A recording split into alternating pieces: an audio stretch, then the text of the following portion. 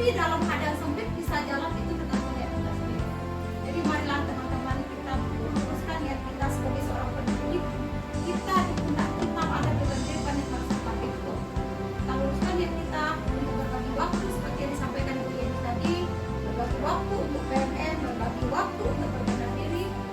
Jangan juga teman-teman menyepelekan keluarga, karena itu terpenting juga dalam hidup kita. Bagaimana antara keluarga dengan tugas kita bisa bergandeng tangan, sama-sama sukses dengan pandainya kita berbagi waktu itu. Kemudian luruskan niat sama kemudian alam tak gampang jadi. Untuk ilmu ini bisa saja, di PMM bisa, alam tak gampang bisa, berbagi tergantung niat awak tadi. Kalau kita punya niat untuk mengembangkan potensi diri, tidak ada yang sulit. Lima juga bisa jadi sarana belajar bagi kita. Teman kita dekat bisa jadi berbagi dengan kita. Bunga aja tumbuh di taman bisa jadi guru bagi kita. Tergantung pada niat kita sendiri. Kemudian yang menarik bagi saya tadi adalah petani. Kita seorang petani, kita menyemai padi di sawah. Di mana padi yang kita semai tadi supaya dia tumbuh subur, kita kasih air. Bagaimana kalau terlalu banyak airnya dia membusuk. Bagaimana kapasitas air yang kita beri? Pupuk mana yang kita beri supaya tanaman kita subur?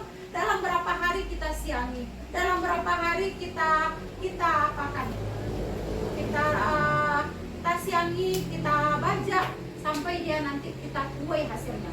Kalau seorang petani itu bisa menyimpan padi sampai proses dia menyakit, dia menuai, tentu hasilnya akan banyak.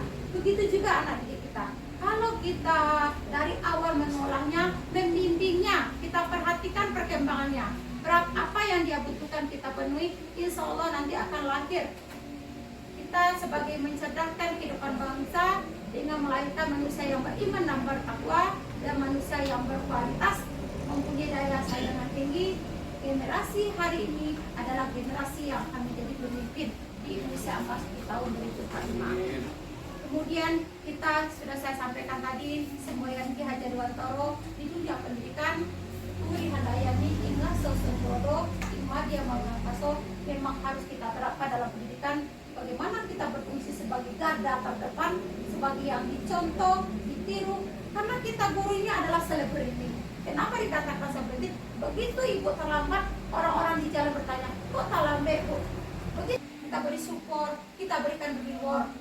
Dengan adanya Turi Handayani, bagaimana dia berkembang, bagaimana dia termotivasi, karena anak ini berasal dari keluarga yang berbeda Bapak Ibu. Kenapa kita ada pagi-pagi acara bergembira? Mungkin pagi-pagi dia kena marah oleh ibunya, mungkin karena dia uang belajarnya tidak ada, mungkin pagi-pagi dia kena pukul oleh orang tuanya. Untuk menghilangkan rasa yang berbeda dari 145 anak ini, kita berikan rasa gembira di sekolah pagi-pagi 15 menit, baru anak masuk ke kelas, menghilangkan, memisahkan antara pikiran di rumah dengan pikiran sekolah. Semoga anak fokus belajar mana splitting dan self indexing atau persepsi yang Bapak Ibu berikan. Lanjut ya. Kemudian tujuan target PMO kita bulan Agustus ini adalah meningkatkan kapasitas guru. Ini apa?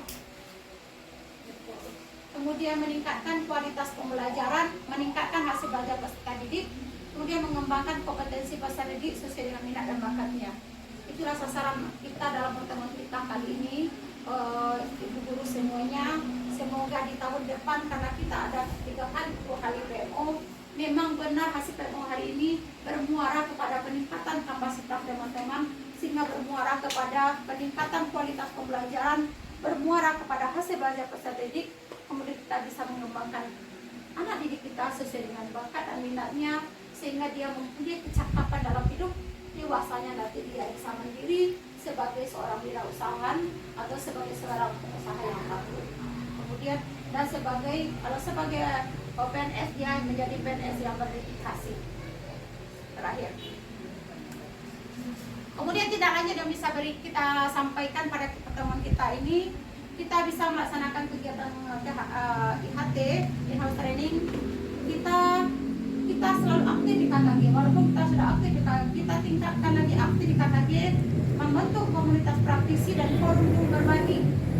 Kemudian kita aktif mengikuti pelatihan mandiri di PMM, kita tingkatkan lagi. Kemudian kita melaksanakan kegiatan studi tiru, kemudian kita giat membaca literasi, kemudian rajin mengikuti seminar dan webinar baik daring maupun luring, kemudian menambah keterampilan penguasaan etik untuk pengembangan pembelajaran. Kira-kira yang 1, 2, 3, yang 7 poin itu bisa kita laksanakan ibu guru semua. Dicoba Bu. Dicoba.